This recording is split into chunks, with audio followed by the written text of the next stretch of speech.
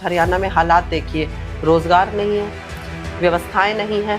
व्यवस्थाओं के नाम पे तो सिर्फ वो व्यवस्था है जो नायब सैनी जी की सरकार बनाती है। जो सरकार काम करती है उसको वोटें चुराने की जरूरत नहीं पड़ती। जो सरकार ही वोट चुरा के बनी हो उसे जनहित के मुद्दों पे क्या ही बात करनी है।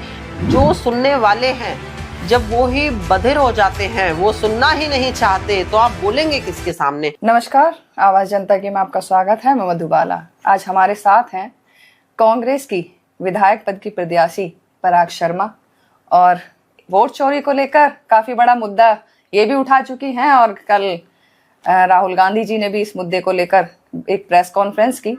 आइए बात करते हैं। नमस्कार पराग जी। नमस्कार स्वागत है आपका। Thank you. एक बड़ा मुद्दा पहले आप उठा चुकी हैं और कल उसने एक नया रूप ले लिया, क्या कहना चाहेंगे आप इस पे? देखिए, हमारे नेता आदरणीय राहुल गांधी लगातार जनहित में वोट चोरी के मुद्दे को उठा रहे हैं और प्रेस कॉन्फ्रेंसेस के माध्यम से जनता के सामने भी लेकर आ रहे हैं। जनता जागरूक है, समझदार है, समझ रही है अपने अधिकार को और लड़ाई में शामिल हो रही है इस आंदोलन में। तो कल जिस तरीके से हरियाणा को पर्टिकुलरली उन्होंने प्रेस कॉन्फ्रेंस करी राहुल गांधी ने, और उन्होंने बताया कि कैसे यहाँ पर पूरे के पूरे सिस्टम को चुरा कर, हाईजैक करके और सरकार को चुरा लिया गया, तो ये तो दर्शाता है। देखिए, आज हरियाणा में हालात देखिए, रोजगार नहीं है, व्यवस्थाएं नहीं है। व्यवस्थाओं के नाम पे तो सिर्फ वो व्यवस्था है जो नायब सैनी जी की सरकार बनाती है, उसके अलावा जनता के लिए कोई व्यवस्था नहीं है। शिक्षा पर कोई ध्यान नहीं है, स्वास्थ्य सेवाएं पूरी तरह से ठप हैं।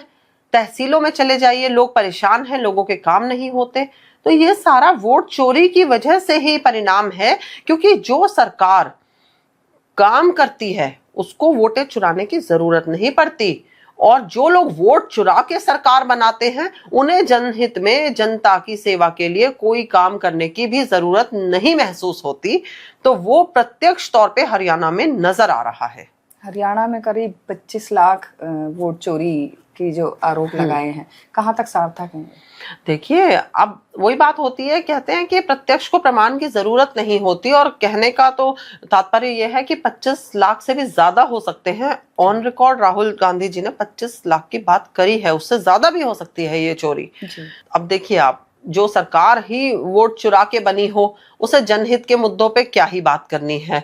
और दूसरी बात ये आती है कि आज लोग परेशान हैं, ना उनकी परेशानी से कोई सरोकार है, वही अपना सत्ता में बैठे हैं, सत्ता का सुख ले रहे हैं। पर अब जनता जागरूक है, अब युवा भी सवाल करने लग गए हैं। सवालों के जवाब नहीं आ रहे हैं, लेकिन इंतजार फिर भी रहेगा कि भारतीय जनता पार्टी इस पे अपना अच्छे से, ठीक से स्पष्टीकरण क्या देती है। कल देखा हमने, ब्राजीलियन मॉडल को ये लेकर आए हैं और उससे 22-22 बार वोट करवा रहे हैं। उनका वहां से ओवरसीज से जवाब आ रहा है कि भाई उनके फोटो को मिसयूज करके, उनकी बहुत पुरानी फोटो को मिसयूज करके इलेक्शन कमीशन ने इस्तेमाल किया है। तो इलेक्शन कमीशन पे तो एक बहुत बड़ा आरोप लग चुका है, और अब किस तरीके से वो इसका स्पष्टीकरण देंगे, ये इलेक्शन कमीशन से हमें उम्मीद है कि उन्हें जवाब देना चाहिए। लेकिन इलेक्शन कमीशन और बीजेपी दोनों इन आरोपों को निराधार बता रहे हैं। मैंने पहले भी अपने वक्तव्य में कहा कि चोर कभी नहीं बोलेगा उसने चोरी करी है, लेकिन जनता देख रही है, जान रही है। आप यही बता दीजिए कि वो ब्राजीलियन मॉडल का फोटो आपके इलेक्शन कमीशन की वेबसाइट पे अपलोड किसने किया? ना आपने किया, ना हमने किया, ना जनता ने किया। तो जो एक जिम्मेदार एजेंसी है वो अपनी जिम्मेदारी से अगर इतर हो रही है तो उसका जिम्मेदार कौन है? और अगर ये अपनी जिम्मेदारी को नहीं निभा पा रहे तो मुझे लगता है कि जनता के हित को देखते हुए, जनता की आवाज को सुनते हुए इन्हें अपने पदों से इस्तीफा दे देना चाहिए। पद से इस्तीफा देना एक बहुत बहुत बड़ा वो हो गया कि आप आरोपों को लेकर आप जो कानून का सहारा क्यों नहीं ले रहे?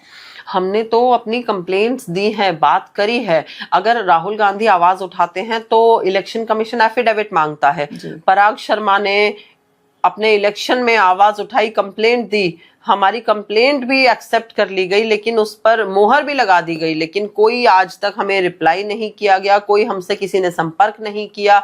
तो आप देखिए ना कि भाई जो सुनने वाले हैं जब वो ही बधिर हो जाते हैं, वो सुनना ही नहीं चाहते, तो आप बोलेंगे किसके सामने? तो हमारे पास आखिरी विकल्प बनता है, जो बचता है वो है जनता। जनता के सामने, जनता की अदालत में हम अपनी बात रख रहे हैं, और जनता बखूबी इस बात को समझ रही है कि पूरी तरीके से चोरी की सरकार है। तो कितना जो ये आपका ये जो वोट चोरी का मुद्दा आगे आया है, तो जनता कितनी जागरूक हुई है और कितना % आपको लगा है कि आपको भरोसा जनता कर रही है और आपके साथ जुड़ रही है? देखिए, सोशल मीडिया आज की तारीख में बहुत बड़ा हथियार है। पॉजिटिव और नेगेटिव दोनों ही तरीके से हम इसे देखते हैं सोशल मीडिया को।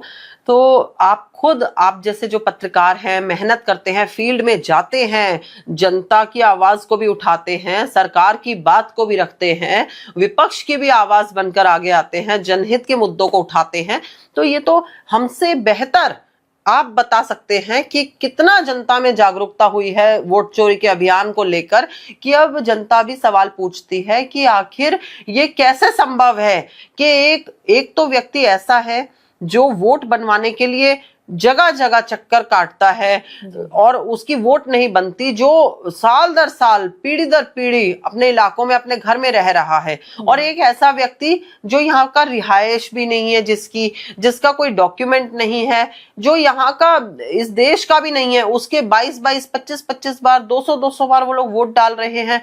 तो ये तो मतलब बिल्कुल नैतिकता का पतन हो गया है। ऐसे भी हैं जो मृत घोषित कर दिए गए हैं और अभी तक जिंदा हैं। अब वो आप ही सब बता रहे हैं, देख लीजिए, ऐसे ही जनता भी बात करने लग गई है, क्योंकि अब जनता समझदार है, समझती है चीजों को, और जब फैक्ट्स उनके सामने पेश किए जाते हैं, तथ्यों पर बात की जाती है, तो कोई भी समझदार व्यक्ति उसका निष्कर्ष निकाल सकता है, और यही हरियाणा में भी हुआ है।